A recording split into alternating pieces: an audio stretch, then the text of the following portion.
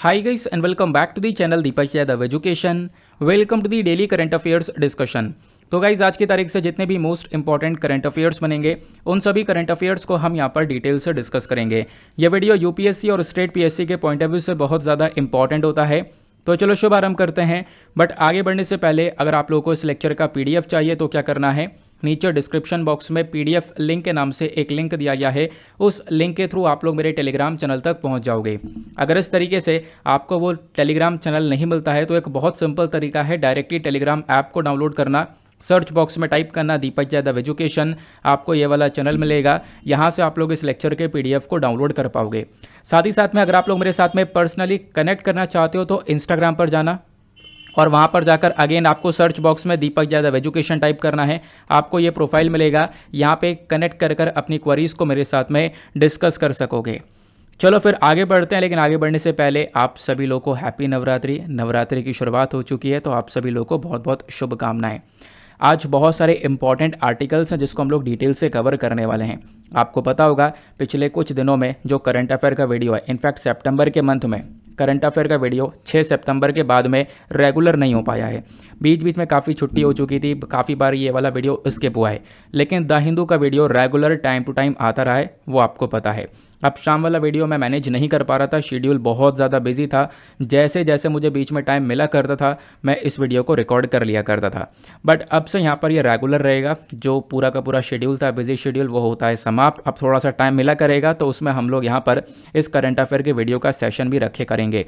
तो daily basis पर आपको ये वीडियो मिलने वाला है। मैं पूरी कोशिश करूँगा कि टाइम टू टाइम रेगुलर ये दोनों वीडियोज़ अपलोड होते रहें इस चैनल पर, इससे आप सभी लोगों को मदद होती रहे। दूसरी इंपॉर्टेंट बात वो ये है कि अभी ऑप्शनल का मेंस का एग्जामिनेशन देखने को मिला। मेरे पास बहुत सारे मैसेजेस आए जिन्होंने ज्योग्राफी का ऑप्शनल लिखा है, ठीक है ना, सोशियोलॉजी का ऑप्शनल लिखा है। वो सब बता रहे हैं कि काफ़ी सारे क्वेश्चंस करंट अफेयर के देखने को मिले हैं। जिन्होंने ज्योग्राफी ऑप्शनल लिखा है उनका भी कहना है कि बहुत सारे क्वेश्चंस ऐसे हैं जो कि करंट अफेयर बेस्ड वाले हैं, जो कि हम लोगों ने ऑलरेडी पढ़ रखे हैं। कुछ ही क्वेश्चंस थे जो हमने करंट अफेयर में नहीं पढ़े होंगे, उसके लिए आपको ऑब्वियसली बात है स्टैटिक पार्ट भी पढ़ना होगा। तो उनका पेपर काफ़ी अच्छा गया है। तो सभी लोगों को बेस्ट ऑफ लक। सभी लोगों की बहुत ज़्यादा मेहनत है, सभी लोगों ने खूब मेहनत करी है। तो यही चाहेंगे कि बिल्कुल जो भी आपने अपना ड्रीम रखा है, जो भी आपने अपना सपना सोच रखा है, उसको आप जल्द से जल्द अचीव करो। देखो अब यहाँ पे जो पहला आर्टिकल है बात करता है एशियन पाम ऑयल अलायंस के बारे में। अब यहाँ पर इसका मतलब क्या है, देखो पाम ऑयल समझते हो ना, ये आपको रेड कलर का दिख रहा है, ये पाम है, इसी से तेल निकाला जाता है। ये आप देख पाओगे, ये है पाम ऑयल। पाम ऑयल को खाया जाता है। दुनिया में बहुत ज़्यादा कंजम्पशन होता है पाम ऑयल का। पाम ऑयल एक इम्पॉर्टेंट टॉपिक बन चुका है क्योंकि रिसेंटली आज से 3 महीने पहले इंडोनेशिया पाम ऑयल की वजह से बहुत न्यूज़ में था। हमने बहुत दबा कर डिस्कशन किया था उस समय पर भी, नाउ ये फिर से न्यूज़ में आ चुका है। तो पाम ऑयल को लेकर एक पूरी बॉडी है एशियन पाम ऑयल अलायंस। ये जो संगठन है, ये जो बॉडी है, रिसेंटली यहाँ पर इसकी मीटिंग होती है आगरा में। तो उसी के बारे में यहाँ पर चर्चा की गई है कि मीटिंग में आखिरकार क्या क्या डिस्कशन किया गया है। पाम ऑयल से संबंधित कुछ फैक्ट्स हैं जो कि आपको प्रीलिम्स में बहुत हेल्प करेंगे। सबसे पहली बात यहाँ पर जान लेना, जो ये एशियन पाम ऑयल अलायंस है, इसके अभी रिसेंटली चेयरमैन भी इलेक्ट कर लिए गए हैं। उनका नाम है अतुल चतुर्वेदी। आगे आते हैं, इस वाले आर्टिकल को आप लोग अपने सिलेबस में जीएस पेपर नंबर 2 और 3 से रिलेट कर पाओगे। ये कुछ टॉपिक्स आपको नजर आएंगे, agricultural marketing, food security, government policies and interventions. ये पूरा के पूरे सिलेबस के अंदर टॉपिक मेंशन कर रखे हैं यूपीएससी ने, जहां से आपको इस आर्टिकल को लिंक करना है। पहली बात हम लोग समझेंगे आखिरकार ये न्यूज़ में क्यों है। देखो यहाँ पर एडिबल ऑयल से संबंधित जो भी इंडस्ट्रीज़ हैं, एडिबल ऑयल कौन सा होता है, यानी जो खाने वाला तेल है, हम लोग कुकिंग के अंदर इस्तेमाल करते हैं। जो ये एडिबल ऑयल इंडस्ट्री एसोसिएशन है, लगभग 5 देशों की इस इंडस्ट्री के बारे में बात की जा रही है। 5 देश कौन कौन से हैं? इंडिया है, पाकिस्तान है, श्रीलंका है, बांग्लादेश है और नेपाल है, ठीक है। अभी क्या हुआ रिसेंटली, ये 5 कंट्रीज़ वो कंट्रीज़ हैं जो कि सबसे ज़्यादा पाम ऑयल को इम्पोर्ट करती हैं। क्या करती हैं? इम्पोर्ट करती हैं। तो ये 5 कंट्रीज साथ में आ जाती हैं और साथ में आकर इन्होंने अभी एशियन पाम ऑयल अलायंस को बनाया है, जिस वजह से ये न्यूज़ में है। तो ध्यान रखना कौन कौन सी 5 कंट्रीज साथ में आकर मिलकर एशियन पाम ऑयल्स को बनाई हैं। तो वो 5 कंट्रीज़ हैं इंडिया, पाकिस्तान, श्रीलंका, बांग्लादेश और नेपाल। नाउ यहाँ पर ये जो एशियन पाम ऑयल अलायंस है ना, इसकी पहली जनरल बॉडी मीटिंग अभी यहाँ पर हुई है और ये जो मीटिंग हुई है ये आगरा में रखी गई थी। इनका पूरा वेबसाइट बन चुका है, वेबसाइट पर आप लोग सारी चीज़ें विजिट कर चुके हो। ठीक है ना। तो आगरा में यहाँ पर 22-23 सितंबर में ये मीटिंग को रखा गया था। आज हम लोग यहाँ पर आ चुके हैं 26 सितंबर पर। देन बात यहाँ पर की जाती है, ये तो इसकी पहली मीटिंग हो गई। अब इसकी जो अगली मीटिंग होगी 2023 की, वो कहाँ पे होगी? इंडोनेशिया में होगी। वो भी यहाँ पर डिसाइड कर ली गई है। पहली मीटिंग भारत में हुई आगरा के अंदर, दूसरी मीटिंग इसकी इंडोनेशिया में होगी। अब बात आती है ग्लोबल समिट के बारे में। देखो यहाँ पर ग्लोबल समिट नहीं है, ध्यान रखना, ये ग्लोबल नहीं लिखा है, ग्लोबॉयल लिखा है, BOIL। ग्लोबॉयल समिट का पूरा एक डेटा, पूरा वेबसाइट यहाँ पर उन्होंने क्रिएट कर रखा है, वहाँ पर भी आपको सारी इन्फॉर्मेशन मिल जाएगी। तो ये जो ग्लोबल समिट हुआ है ना, ये दुनिया का एक सबसे बड़ा एडिबल ऑयल संबंधित ये समिट देखने को मिला है। इसको नाम क्या दिया गया है? Global summit. इस समिट के दौरान एशियन पाम ऑयल अलायंस को बनाया गया। ये जो ग्लोबल समिट है ना, ये आपको ध्यान रखना है, दुनिया का एक लीडिंग एडिबल ऑयल और agri trade conference, exhibition and awards के तौर पर देखा जाता है। यानी कि एडिबल ऑयल से संबंधित कोई अगर सबसे बड़ा समिट होता है तो वो है ग्लोबल समिट। अभी जो साल 2022 है ना, साल 2022 यहाँ पर आप कह सकते हो ये अभी इसका ग्लोबल समिट का, ग्लोबल इंडिया का ये 25वां साल का सेलिब्रेशन भी यहाँ पर सेलिब्रेट किया जा रहा है साल 2022 में। तो साल 2022 में इस पर्टिकुलर ग्लोबल समिट को 25 साल भी हो चुके हैं। लेकिन अब की बार खास बात ये था कि इस समिट के दौरान एशियन पाम ऑयल अलायंस को बनाया गया। ये मैं बार बार बात रिपीट कर रहा हूँ, तो इसको अच्छे से नोट डाउन कर लेना है। बाकी एशियन पाम अलायंस आखिरकार है क्या, अब थोड़ा सा यहाँ पर इसके बारे में जानते हैं। देखो ये जो बॉडी, ये जो संगठन बनाया गया है 5 कंट्रीज़ के थ्रू, इसका मकसद यहाँ पर यह है कि पाम ऑयल से संबंधित जो भी यहाँ पर बिजनेस है, ठीक है ना। अब बहुत सारी जो कंट्रीज़ हैं, जैसे मैंने आपको बताया, ये जो 5 कंट्रीज़ है जिन्होंने इस पर्टिकुलर अलायंस को बनाया, वो 5 कंट्रीज़ बहुत ज़्यादा पाम ऑयल का कंजम्पशन करती हैं, यानी बहुत ज़्यादा पाम ऑयल खरीदती हैं और उनका उपयोग किया जाता है उन देशों के अंदर में। तो उनका फोकस ये है कि हम लोग इस चीज़ को मैनेज करें, इस चीज़ को एक प्रोटेक्शन प्रोवाइड करवाई जाए, साथ ही साथ में इन कंट्रीज़ के पास में पाम ऑयल रेगुलर बेसिस पर आता रहे।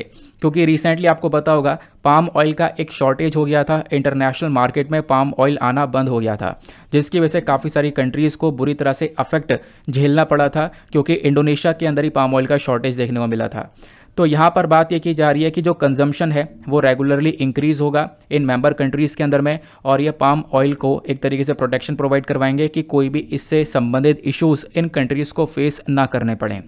बाकी जो ये संगठन है ये काम करने वाला है, और काम ऐसे करेगा कि देखो इनका काम यह है कि जो पाम ऑयल है ना, पाम ऑयल को देखा जाता है एक हाई क्वालिटी का इकोनॉमिकल और हेल्दी वेजिटेबल ऑयल, यानी एक ऐसा तेल है ये जिसकी क्वालिटी बहुत हाई है, प्लस अफोर्डेबल है, आराम से परचेज कर सकते हैं, प्लस एक हेल्दी वेजिटेबल ऑयल की तरह इसको देखा जाता है, ठीक है ना। और फोकस यहाँ पर यही है कि हम लोग इसको ऐसे ही देखें, ऐसा ना हो यहाँ पर कि इसकी एक नेगेटिव इमेज बनाई जाए। तो उस नेगेटिव इमेज को चेंज करने के लिए भी ये जो पर्टिकुलर ग्रुप है ना, ये काम करता है।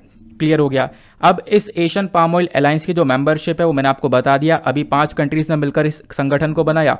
अभी आने वाले टाइम पर इस पर्टिकुलर बॉडी को और ज़्यादा एक्सपैंड करेंगे और ज़्यादा बढ़ाएंगे। इसमें और भी कंपनीज, इंडस्ट्री बॉडीज़ भी यहाँ पर आने वाली हैं जो कि पाम ऑयल के रिगार्डिंग काम करती हैं। क्लियर बात हो गई। अब बात ये की जाती है सर ये पाम ऑयल होता क्या है।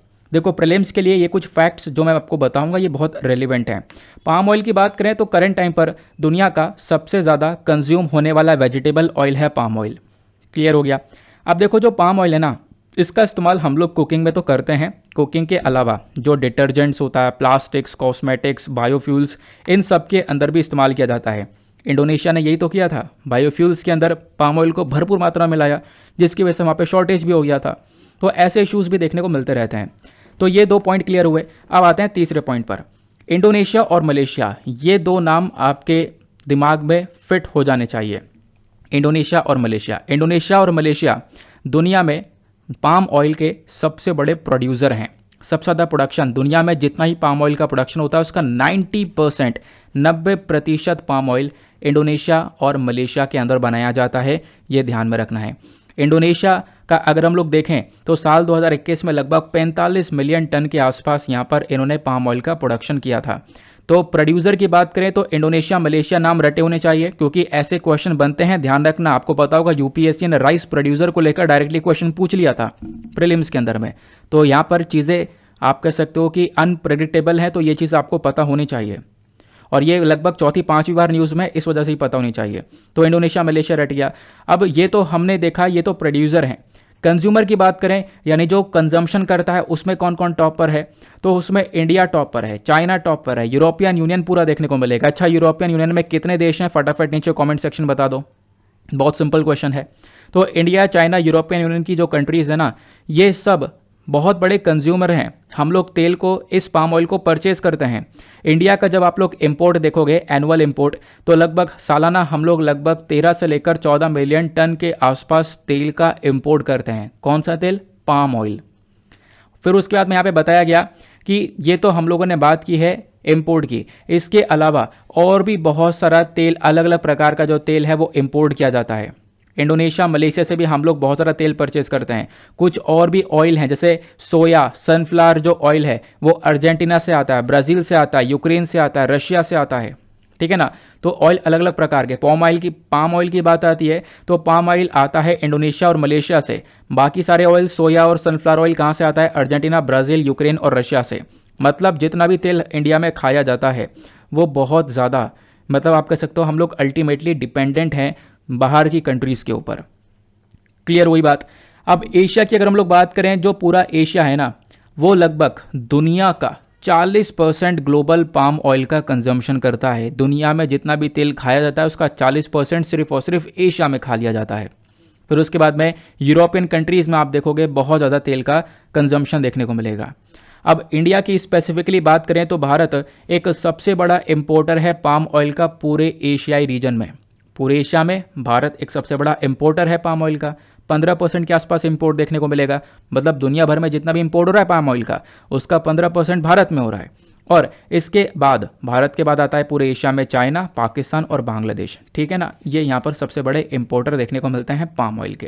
क्लियर हुआ? मज़ा आ गया। छोटा सा आर्टिकल था लेकिन बहुत इंपॉर्टेंट था। आगे बढ़ते हैं अगले आर्टिकल पर, लेकिन आगे बढ़ने से पहले भूल गए हो वीडियो को लाइक करना, तो मेक श्योर करो, उसके ऊपर प्रेस करो बटन को, और साथ ही साथ में वीडियो को सपोर्ट करो।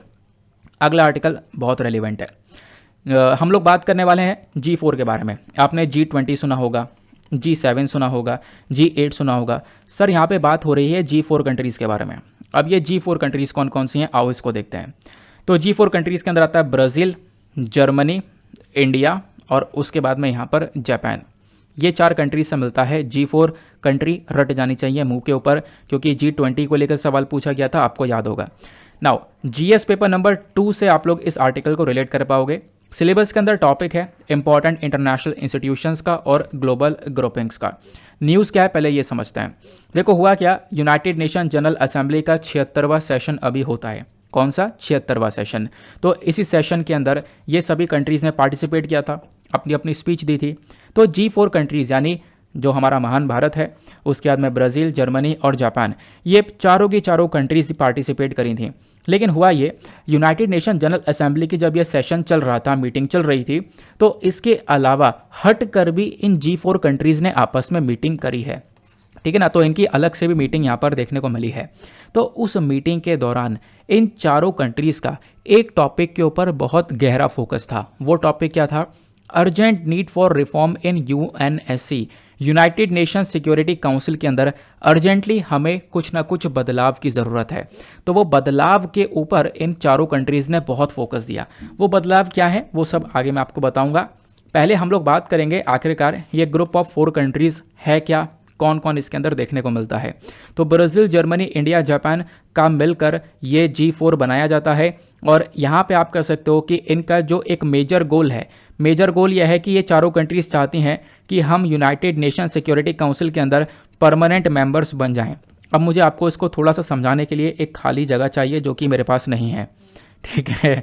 अब एक सेकेंड रुक जाओ, यहाँ पे है, इसको यहाँ पे समझ सकते हैं।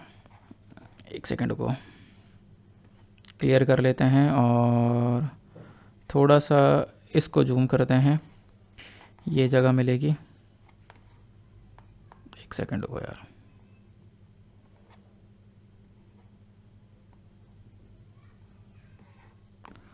क्या हो गया, चलो कोई बात नहीं, यहीं पे समझ लेते हैं। देखो जब हम लोग बात करते हैं यूनाइटेड नेशन सिक्योरिटी काउंसिल की, तो ये जो बॉडी है ना, ये इंटरनेशनल लेवल पर दुनिया भर में पीस एंड सिक्योरिटी को मेंटेन करने का काम करती है। यूनाइटेड नेशन सिक्योरिटी काउंसिल के अंदर आज के टाइम पर टोटल 15 मेंबर्स देखने को मिलते हैं। इन 15 मेंबर्स में से 10 नॉन परमानेंट मेंबर्स हैं और 5 आपको परमानेंट मेंबर्स देखने को मिलेंगे, ठीक है ना। तो केवल इसके 5 परमानेंट मेंबर्स हैं जिनके पास में बहुत ज़्यादा पावर है। तो जो ये G4 कंट्रीज़ हैं, ये G4 कंट्रीज़ क्या मांग करती हैं कि सर हमें यहाँ पर परमानेंट मेंबर बना दो, हमें यहाँ पर परमानेंट मेंबर वाली सीट चाहिए यूनाइटेड नेशन सिक्योरिटी काउंसिल के अंदर, हमें एक दर्जा चाहिए, एक इम्पोर्टेंस चाहिए। उसको लेकर यहाँ पर चारों कंट्रीज़ ने बात रखी है। खास बात यह है कि चारों कंट्रीज़ एक दूसरे को सपोर्ट करती हैं इस टॉपिक पर कि हाँ बिल्कुल यहाँ पे हम लोग को यूनाइटेड नेशन सिक्योरिटी काउंसिल के अंदर एक परमानेंट मेंबरशिप जो है वो मिलनी चाहिए। अब बात यहाँ पर आती है what are the key highlights of G4 meeting, यानी कि जो ये G4 मीटिंग हुई है ना, तो इसमें क्या क्या डिस्कशन हुआ। तो पहला डिस्कशन मैंने आपको बता दिया है, अर्जेंटली इन्होंने यहाँ पर कुछ रिफॉर्म्स करने की बात की गई है, यानी कि यूनाइटेड नेशन सिक्योरिटी काउंसिल के अंदर कुछ चेंजेस करने के लिए उन्होंने बोला है। दूसरा इन्होंने ये बोला कि जब आप लोग यूनाइटेड नेशन सिक्योरिटी काउंसिल के अंदर 5 परमानेंट मेंबर्स को देखोगे तो उसमें यूके है, यूएस है, फ्रांस है, उसके बाद यहाँ पर आपको चाइना देखने को मिलेगा और रशिया देखने को मिलेगा। ये 5 देश हैं। इन 5 देशों को देखोगे तो अलग अलग जगह से, अगर हम लोग वर्ल्ड मैप को देखें तो सारे के सारे नदर्न साइड के आपको देखने को मिल जाते हैं। अब ये बताओ, अफ्रीकन कॉन्टिनेंट पूरा रह गया, सदर्न अमेरिकन कॉन्टिनेंट पूरा रह गया, इधर एशिया में निचला हिस्सा पूरा रह गया, इधर ईस्ट एशिया वाला रीजन पूरा रह गया। ये सारी कंट्रीज भी तो अपना एक तरीके से आप कह सकते हो मांग ये करती है कि हम लोग को भी एक रिप्रेजेंटेशन मिलना चाहिए, हम लोग भी यहाँ पर रिप्रेजेंट करें यूनाइटेड नेशन सिक्योरिटी काउंसिल के अंदर। लेकिन यहाँ पर सिर्फ और सिर्फ 5 कंट्रीज़ को मेजरली पावर मिल रही है, उनको यहाँ पे परमानेंट कंट्री का दर्जा मिला हुआ है। तो कहना यह है अफ्रीकन कंट्रीज़ को भी सपोर्ट दिया गया है कि भाई अफ्रीकन कंट्रीज़ को भी चांस मिलना चाहिए, वो भी यहाँ पे परमानेंट मेंबर बने, नॉन परमानेंट मेंबर बने, उनको भी चांस मिलना चाहिए, उनको कोई चांस मिल ही नहीं रहा है, ठीक है ना। तो इस चीज़ के ऊपर ये चारों कंट्रीज़ अग्री करती हैं, इसके ऊपर डिस्कशन करती हैं। क्वेश्चन यहाँ पर यह है कि क्यों यूनाइटेड नेशन सिक्योरिटी काउंसिल के अंदर रिफॉर्म की ज़रूरत है, क्यों यहाँ पर बदलाव की ज़रूरत है, आपसे क्वेश्चन बन सकता है। तो पहला पॉइंट, यूनाइटेड नेशन एक पूरे दुनिया को रिप्रेजेंट करता है, पूरे दुनिया को रिप्रेजेंट करता है, लेकिन केवल इसके अंदर 5 ही परमानेंट मेंबर हैं। पूरे दुनिया को रिप्रेजेंट करने वाला 5 परमानेंट मेंबर के साथ में बिल्कुल अच्छा लग नहीं रहा है, इसके अंदर मेंबर्स को बढ़ाना चाहिए। इस वजह से यहाँ पर रिफॉर्म की मांग की जा रही है। बोला जाता है कुछ रीजन्स हैं, ईस्ट एशिया देखने को मिलेगा, साउथ अमेरिका देखने को मिलेगा, अफ्रीका देखने को मिलेगा, ये मैंने आपको बता दिया है। इनका कोई भी रिप्रेजेंटेशन है ही नहीं परमानेंट मेंबरशिप के अंदर में, तो इनको परमानेंट मेंबरशिप दिलवाने के लिए और अपने खुद की परमानेंटशिप मांगने के लिए ये सारी यहाँ पर चर्चा की जा रही है। अब क्वेश्चन यह है, why is India demanding the permanent membership of the United nation security council. Bharat यहाँ पर परमानेंट मेंबरशिप की मांग क्यों कर रहा है, इसको समझना होगा। पहली चीज़ देखो, भारत ना ऐसा नहीं है बहुत लंबे समय से मांग कर रहा है। आप देखोगे स्टार्टिंग के 40 साल जब यूनाइटेड नेशन सिक्योरिटी काउंसिल बनता है, उसके स्टार्टिंग के भी 40 साल देखोगे तो इंडिया ने कभी भी परमानेंट मेंबरशिप की मांग नहीं करी है। 1993 में भी आप देखोगे तो भारत ने एक रिटेन प्रपोजल डाला था यूनाइटेड नेशन के अंदर में, लेकिन वहाँ पर भी हम लोगों ने परमानेंट मेंबरशिप की मांग नहीं की थी अपने लिए, ठीक है ना। लेकिन पिछले कुछ सालों से लगातार भारत यहाँ पे परमानेंट मेंबरशिप की मांग कर रहा है। अब वही तो यहाँ पे जानना है कि आखिरकार उसके पीछे का रीज़न क्या है। आपसे पूछा जाए, चाहे इंटरव्यू पैनल के अंदर आपसे पूछ लिया जाए, वो लोग पूछ लें यूनाइटेड नेशन सिक्योरिटी काउंसिल के अंदर भारत को क्यों एक परमानेंट मेंबरशिप की ज़रूरत है, क्योंकि भारत इस चीज़ को डिजर्व करता है खुद। रीज़न क्या है, आप इकोनॉमी देखो, इंडिया की एक बहुत बड़ी इकोनॉमी है, पॉपुलेशन दुनिया में यहाँ पर दूसरे नंबर पर आने वाले हम लोग, सबसे ज़्यादा पॉपुलेशन हमारी देखने को मिलती है। देन उसके बाद में सबसे बड़ी डेमोक्रेसी है पूरे दुनिया में, भारत एक लार्जेस्ट डेमोक्रेसी के अंदर आता है। तो ये कुछ इंपॉर्टेंट चीज़ें हैं जिसकी वजह से डेफिनेटली भारत डिजर्व करता है कि हमारे पास में यूनाइटेड नेशन सिक्योरिटी काउंसिल के अंदर एक परमानेंट मेंबरशिप होनी चाहिए। और इंडिया यहाँ पर पूरे एशिया के अंदर ही नहीं, पूरे दुनिया के अंदर एक बड़ा प्लेयर बन चुका है, और यहाँ पे ये मेंबरशिप मिलती है ना, तो इससे डेफिनेटली भारत के पास में और भी बहुत सारी पावर्स देखने को मिलेंगी, क्योंकि ये जो 5 परमानेंट मेंबर्स हैं ना, इनके पास में अलग से वीटो पावर दी गई हैं, और ये वीटो पावर अपने आप में ही इन कंट्रीज़ को बहुत मजबूत बना देती हैं। एग्जाम्पल देखो इसका, 2009 से ही भारत लगातार जोर दे रहा है कि मसूद अजहर को एक ग्लोबल टेररिस्ट घोषित कर दिया जाए, इसको डेजिग्नेशन दे दिया जाए ग्लोबल टेररिस्ट का, लेकिन चाइना ने अपनी वीटो पावर का इस्तेमाल कर करके इसको डिले किया, ठीक है ना। तो वीटो पावर यह है कि बड़े बड़े डिसीजन को रोक सकती है अगर एक कंट्री भी। अब ये वीटो पावर सिर्फ और सिर्फ इन 5 परमानेंट मेंबर्स के पास में है, जिनके नाम मैंने आपको बताए थे। तो यहाँ पे अगर इन 5 परमानेंट मेंबर में से मान लो कोई प्रपोजल जाना है, कोई रेजोल्यूशन पास होना है, तो वहाँ पर अगर इन 5 परमानेंट मेंबर्स में से एक परमानेंट मेंबर भी यहाँ पर खुश नहीं है उस चीज़ से, तो वो वीटो पावर का इस्तेमाल करके वहीं पर उसको डिले कर सकता है, रोक सकता है। तो ये पावर्स हैं इनके पास में, अपने आप में बहुत इंपॉर्टेंट पावर मानी जाती है वीटो पावर। तो इंडिया को भी यहाँ पर वीटो पावर मिलेंगी, इंडिया का गौरव और ऊंचा होगा, बहुत चीज़ें हम लोग यहाँ पर मिलने वाली हैं। हम लोग भी इंटरनेशनल पीस और सिक्योरिटी की तरफ काम कर पाएंगे, है ना। हम लोग को एक्सेप्टेंस मिलेगी, हम लोग एक ग्लोबल पावर की तरह देखे जाएंगे हम लोग को, अगर ये परमानेंट मेंबरशिप मिलती है तो। ये सारी बातें यहाँ पर बोली गई और आने वाले टाइम पर डेफिनेटली आपको पता होगा इंडिया को एक परमानेंट मेंबरशिप ज़रूर से मिलेगी। चलो फिर आगे आते हैं उसके बाद अगले आर्टिकल पर। नेक्स्ट आर्टिकल बात करता है लाइफस्टाइल फॉर द एनवायरमेंट के बारे में। अब ये लाइफस्टाइल फॉर द एनवायरमेंट या फिर लाइफ एग्जैक्टली क्या है समझेंगे इस वाले आर्टिकल को। आप लोग जीएस पेपर नंबर 3 से रिलेट कर पाओगे, बात ही यहाँ पर एनवायरमेंट की हो रही है। तो जीएस पेपर नंबर 3 के अंदर कुछ टॉपिक्स हैं, government policies, interventions, environmental pollution and degradation का टॉपिक देखने को मिलेगा। न्यूज़ में क्यों है समझते हैं। तो union ministry of power and new and renewable energy ने क्या किया, अग्नि तत्व को लॉन्च किया है। अग्नि तत्व क्या है, एनर्जी फॉर लाइफ कैंपेन, ठीक है ना। अब यहाँ पर ये इस अग्नि तत्व को लॉन्च किया गया ताकि हम लोग एक अवेयरनेस, जागरूकता फैला सकें एनर्जी के बारे में, जागरूकता फैला सकें यहाँ पर एनवायरमेंट के बारे में, एनवायरमेंट प्रोटेक्शन के बारे में, वो बात यहाँ पे बोली जा रही है। तो अग्नि तत्व एक एलिमेंट है जो कि यहाँ पर एनर्जी का ही सिनोनियम है। जैसे हम लोग एनर्जी बोलते हैं वैसे यहाँ पर अग्नि तत्व बोला जाता है। दोनों यहाँ पर आपको सिनोनियम ही देखने को मिलेंगे, ठीक है ना। अब जो अग्नि तत्व है बेसिकली आपको पता होगा जो पंच महाभूत है उसी का ही एक एलिमेंट है। पंच महाभूत क्या है वो आपको देखने को मिलेगा, पृथ्वी, जल, अग्नि, वायु, आकाश। तो इसी में यहाँ पर अग्नि आता है। तो अग्नि तत्व आई होप आपको समझ में आया है। तो अग्नि तत्व अभी रिसेंटली लॉन्च किया गया। अग्नि तत्व मतलब energy for life campaign, clear हुआ। क्वेश्चन ये है अग्नि तत्व कैंपेन है क्या, इसके बारे में जानते हैं। ये क्या करेगा ना, ये हम लोग को एक प्लेटफॉर्म प्रोवाइड करवाएगा और उस प्लेटफॉर्म पर जो एक्सपर्ट्स होंगे वो एक्सपर्ट्स डिस्कशन करेंगे, प्रॉब्लम्स को एक्सप्लोर करेंगे, उनके सॉल्यूशंस लेकर आएंगे। और ये बात किस चीज़ के बारे में की जाएगी, वो सारी बातें एनवायरमेंट के रिगार्डिंग की जाएगी, हमारे पर्यावरण से संबंधित टॉपिक्स के बारे में यहाँ पर चर्चा की जाएगी। फिर बोला गया कि यहाँ पे एक टॉपिक्स एनवायरमेंट के तो उठाएंगे ही, उसके अलावा कुछ और टॉपिक्स के ऊपर भी फोकस किया जाएगा, जैसे health, transport, consumption, productivity, security, environment, spirituality. ये सारे टॉपिक्स भी यहाँ पर कवर करे जाएंगे इस प्लेटफॉर्म पर। तो अग्नि तत्व कैंपेन हम लोग को एक प्लेटफॉर्म इस प्रकार का प्रोवाइड करवाने वाला है। नाउ ये जो पूरा का पूरा आइडिया है लाइफ मूवमेंट का या फिर life style for the environment movement का, ये आइडिया कहाँ से आया। इस आइडिया को लाया गया था भारत के through 26 United nation climate change conference के दौरान। आपको पता होगा 26वां जो ये ग्लासगो 2021 के अंदर पिछले साल ये जो समिट हुआ था, उसी समिट के दौरान यहाँ पर यह आइडिया लाइफ कैंपेन का लेकर आया गया था। इसका ऑब्जेक्टिव यही है कि हम लोग क्या कर सकें, एक नेटवर्क बना सकें। उस नेटवर्क का नाम होगा P3 नेटवर्क। P3 किसी से रिलेटेड है, ध्यान रखना, प्रो प्लानिट पीपल से। प्रो प्लानिट पीपल यानी कि जो लोग हैं ना वो एनवायरमेंट फ्रेंडली काम करें, यानी कि यहाँ पे जो लोग हैं वो हमारे एनवायरमेंट को प्रोटेक्शन देने की तरफ काम करें। वहाँ पर वो एक कमिटमेंट लें कि हम लोग क्या करेंगे, एनवायरमेंट फ्रेंडली लाइफस्टाइल्स को प्रमोट करेंगे। हम लोग सारे काम ऐसे करेंगे जो कि एनवायरमेंट फ्रेंडली हो, पर्यावरण को कोई भी नुकसान ना पहुँचाए। तो बेसिकली उसके लिए ये पर्टिकुलर पूरा का पूरा कैंपेन चलाया गया है।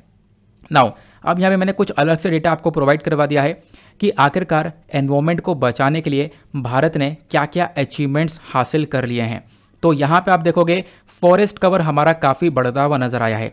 इंडिया का जो फॉरेस्ट कवर है पिछले कुछ टाइम पे वो इंक्रीज़ हुआ है।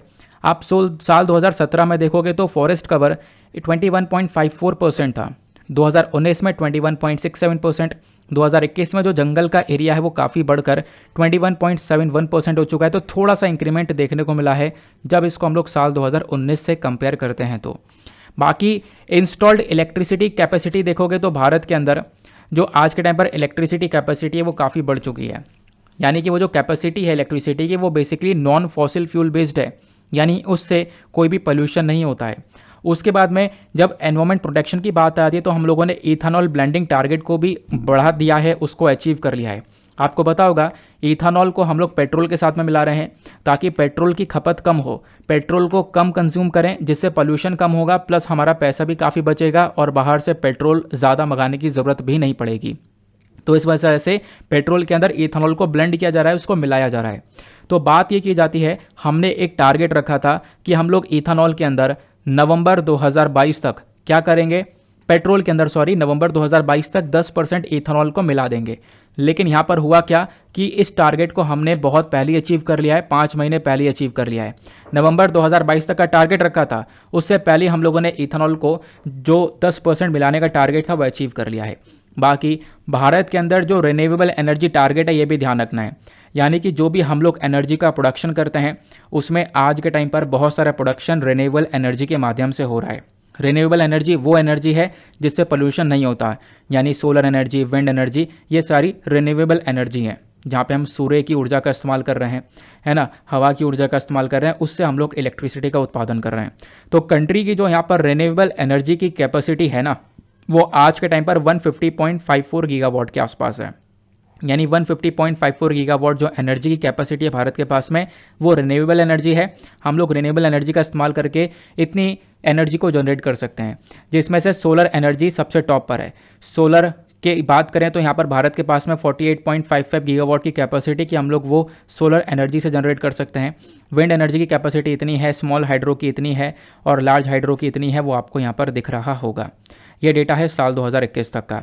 तो सोलर पावर भी हम लोग आज के टाइम पर, वैसे सोलर पावर की कैपेसिटी की बात करें तो रिन्यूएबल एनर्जी के मामले में सबसे ज़्यादा सोलर पावर की कैपेसिटी भारत के पास में देखने को मिलती है।